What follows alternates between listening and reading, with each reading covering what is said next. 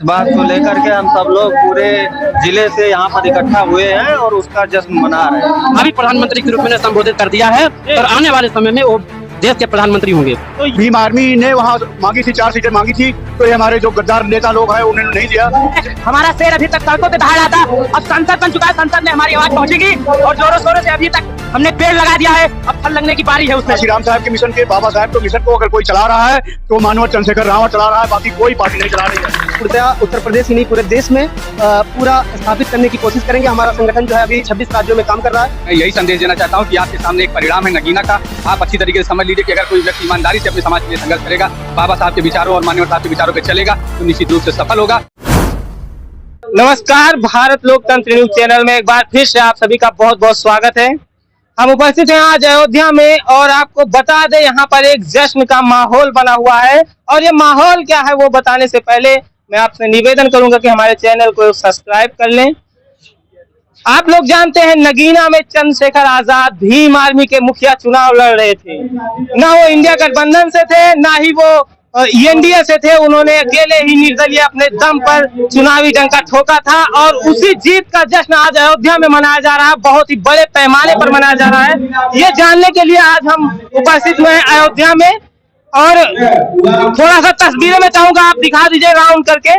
आप देख सकते हैं तस्वीरें हैं यहाँ की, लोग यहाँ पर किस तरीके से एक जन सैलाब यहाँ पर उमड़ा हुआ है और यहाँ ऐसे ही मैं चल करके पीछे कुछ लोगों से बात भी करूंगा, जानेंगे कि आज लोगों के अंदर क्या उत्साह है। थोड़ा सा बात करेंगे, उसके बाद मंच पे जो लोग हैं मैं उनसे भी बात करना चाहूंगा, लेकिन धीरे धीरे कार्यकर्ताओं से तो जरूर बातें करूंगा और जानने की पूरी कोशिश करूंगा कि आखिर क्या जश्न का क्या माहौल है। क्या कहिएगा भैया, चंद्रशेखर आजाद जी चुनाव जीत गए, जश्न का माहौल बना हुआ है, कैसा लग रहा है आप लोगों को? बहुत अच्छा लग रहा है भैया। हम लोग तो समझ लीजिए कि ये जो खबर पाए हैं कि 1.5 लाख वोटों से चंद्रशेखर भैया जीते हैं, तो इस बात को लेकर के हम सब लोग पूरे जिले से यहाँ पर इकट्ठा हुए हैं और उसका जश्न मना रहे हैं। क्या है आगे की रणनीति आप लोगों की, क्या कहिएगा? तो पहले बहुत बहुत बधाई एडवोकेट चंद्रशेखर आजाद जी को नगीना से उन्होंने जो चुनाव जीता है। बिल्कुल अब बच चुका है, मैं यही कहना चाहूंगा, अब बिल्कुल बच चुका है। हमने जो अपना पहला कमेंट किया था बधाई के रूप में, मैंने भावी प्रधानमंत्री के रूप में संबोधित कर दिया है और आने वाले समय में वो देश के प्रधानमंत्री होंगे। तो ये देखिए, ये एक सक्रिय राजनीति की अलग है और ऐसे ही हम तमाम लोग यहाँ पर इकट्ठा हैं। हम बात करेंगे कि इस जश्न का जो माहौल बना हुआ है, लोग अपनी क्या प्रतिक्रिया इसमें रखते हैं। बहुत अच्छा है, हम चाहते हैं कि चंद्रशेखर भाई जीते और जीते हैं, सांसद बने हैं। उनकी जितने भी कार्यकर्ता हैं उनको बहुत बहुत बधाई, उनको भी बहुत बहुत बधाई। तो ऐसे ही तमाम लोगों से हम बात करना चाह रहे हैं और जानना चाह रहे हैं कि आखिर इस मिशन मूवमेंट को लेकर के इन लोगों की क्या प्रतिक्रिया, आगे की क्या रणनीति है, क्या कहिएगा भैया? चंद्रशेखर आजाद जी चुनाव जीत करके आप लोग जश्न मना रहे हैं, कैसा लग रहा है आपको? बहुत अच्छा लग रहा है भाई साहब, बहुत अच्छा लग रहा है। नगीना से लोकसभा चुनाव सांसद बन चुके हैं भैया। तो आप लोग देख रहे हैं लोग किस तरीके से यहाँ पर खुशियां मना रहे हैं और बार बार ये कहा जा रहा है कि जो 2027 का चुनाव होगा उसमें आजाद समाज पार्टी का ही एक महत्व योगदान होगा। तो आप देख रहे हैं इस तरीके से माहौल बना हुआ है और हमारे पास यहाँ मिशन मूवमेंट के बहुत ही पुराने साथी, जिन्होंने मान्यवर काशीराम साहब के साथ मेहनत की, दीना भाना के साथ मेहनत की हुई है, मान्यवर काशीराम का मिशन मूवमेंट देखा हुआ है, उनसे भी बात करेंगे। कैसा लग रहा है सर आपको?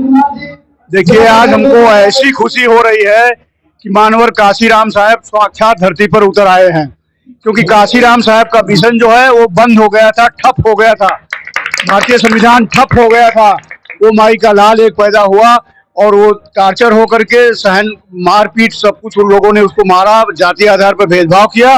तब उन्होंने, हमारे चंद्रशेखर रावत जी ने भीम आर्मी का गठन किया। क्या लगता है कि ये जो सक्रिय राजनीति है, जो धन वन बाहुबल के खिलाफ की राजनीति है चंद्रशेखर की, ये कितने हद तक आगे ले जा पाएंगे? देखिए, इसके लिए समाज को घर घर जा करके बताना पड़ेगा, जागरूक करना पड़ेगा, क्योंकि इसमें जो जातीय संगठन है वो बाधा आते हैं, वो लोग हटना नहीं चाहते हैं।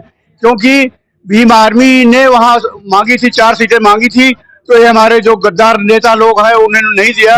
जबकि हमारे चंद्रशेखर रावत ने अखिलेश जी को और जयंत चौधरी को चैत भूमि ले गए, कहाँ ले गए। तो ऐसे हम अपने आजादी के अगुआ को जो क्या लग रहा है कि डॉक्टर अंबेडकर और काशीराम का जो मिशन मूवमेंट है उसको एक नई दिशा, एक अलग पहचान चंद्रशेखर ने दे दी है? भैया 200% काशीराम साहब के मिशन के, बाबा साहब के मिशन को अगर कोई चला रहा है तो मानव चंद्रशेखर रावण चला रहा है, बाकी कोई पार्टी नहीं चला रही है। बहुत बहुत धन्यवाद। क्या कहिएगा? सर नमस्कार, हमारा नाम नितिन पासी है। मैं नगीना लोकसभा क्षेत्र में गया हूँ। वहाँ का जो प्रचार प्रचार था, जनता थी, कैसा लग रहा है आपको इस समय? इस समय मुझे बहुत खुशी महसूस हो रही है। हमारा शेर अभी तक सड़कों पे दहाड़ रहा था, अब संसद बन चुका है। संसद में हमारी आवाज पहुंचेगी और जोरों शोरों से अभी तक हमने पेड़ लगा दिया है, अब फल लगने की बारी है उसमें। तो देख रहे हैं ये युवा हैं, युवाओं की ये अलग है। चंद्रशेखर ने जो बिगुल फूंका, आप लोगों ने देखा, हमने भीम आर्मी और आजाद समाज पार्टी के तमाम कार्यकर्ताओं पदाधिकारियों से बात की और इसी के साथ अयोध्या के दो संघर्षशील साथी जो करीबन 10 सालों से लगातार मेहनत कर रहे हैं चंद्रशेखर आजाद जी के साथ, हम बातचीत करना चाहेंगे। जा रहे थे, हमने रोक रखा है, हमने कहा नहीं थोड़ा सा बातचीत जरूर करेंगे। बहुत बहुत स्वागत है सर। क्या कहिएगा इस समय का जो जश्न आप लोग मना रहे हैं, कैसी खुशी लग रही है आप लोग? ये आज अयोध्या जनपद में जो आज यहाँ पर भीड़ एकत्रित हुई है, ये हमारे राष्ट्रीय अध्यक्ष माननीय एडवोकेट चंद्रशेखर आजाद जी के सांसद बनने पर जो नगीना से सांसद चुने गए हैं, उनके खुशी के लिए यहाँ जश्न का माहौल आज जो आप देख रहे हैं, ये यहाँ की खुशी है, यहाँ के युवाओं की खुशी है, यहाँ के संघर्षशील जो कार्यकर्ता हमारे लगभग 7 साल तो आप लोगों को राजनीतिक हिस्सेदारी मिल गई है ना? इस सक्रिय राजनीति को जो हिस्सेदारी चंद्रशेखर आजाद ने आप लोगों को दिला दी है, आपकी आवाज संसद तक पहुंचाने का काम करेंगे। अब आप लोग उनके कंधों को कितना मजबूत कर पाएंगे? देखिए, हमारा कर्तव्य है कि अभी हम संगठन को पूर्णतया उत्तर प्रदेश ही नहीं पूरे देश में पूरा स्थापित करने की कोशिश करेंगे। हमारा संगठन जो है अभी 26 राज्यों में काम कर रहा है। आगे हम प्रयास करेंगे 29 राज्य में हमारा संगठन और मजबूत। यहाँ से आने वाले चुनाव में हम जो आज हमारी एक सीट निकली हुई है, आने वाले समय में हम अपनी सीटों को बढ़ाएंगे। जी बिल्कुल, इसी पर बात करेंगे।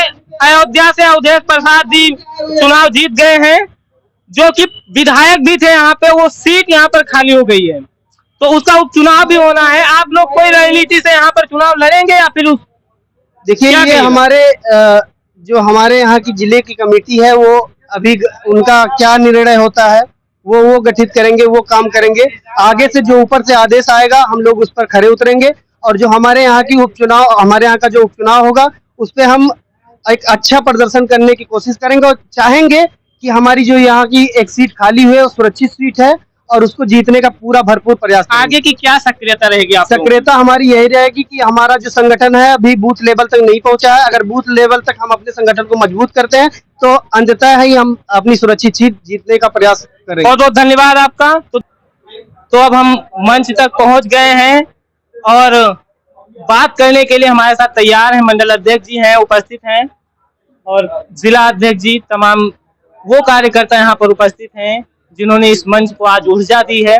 और अब वो तमाम बातें जो मैं बार बार आप लोगों से कह रहा था कि जानने की कोशिश करेंगे, अब देर न करते हुए जानना चाहूंगा सर, ये सक्रिय राजनीति पर आप क्या कहना चाहते हैं? जिस तरीके का संघर्ष रहा चंद्रशेखर आजाद का, जिस तरीके की परेशानियां उन्होंने झेली और जिस तरीके से उन्होंने धन बल और बाहुबल को परास्त किया है, इस पर क्या कहना चाहेंगे? देखिए, निश्चित रूप से एक समाज के गरीब परिवार से आने वाला आम आदमी, एक चंद्रशेखर भाई हैं हमारे आपके बीच के ही, उठकर इस देश की इतनी बड़ी सामंतवादी सरकार को मात देना, ये अपने आप में एक बहुत बड़ा संघर्ष रहा है। समाज के प्रति जो उनका संघर्ष है, जो उनकी ईमानदारी है, समाज ने उसका परिणाम दिया है। निश्चित रूप से कोई भी व्यक्ति हमारे आप में से अगर समाज के लिए इसी ईमानदारी से संघर्ष करेगा तो हर व्यक्ति सफल होगा।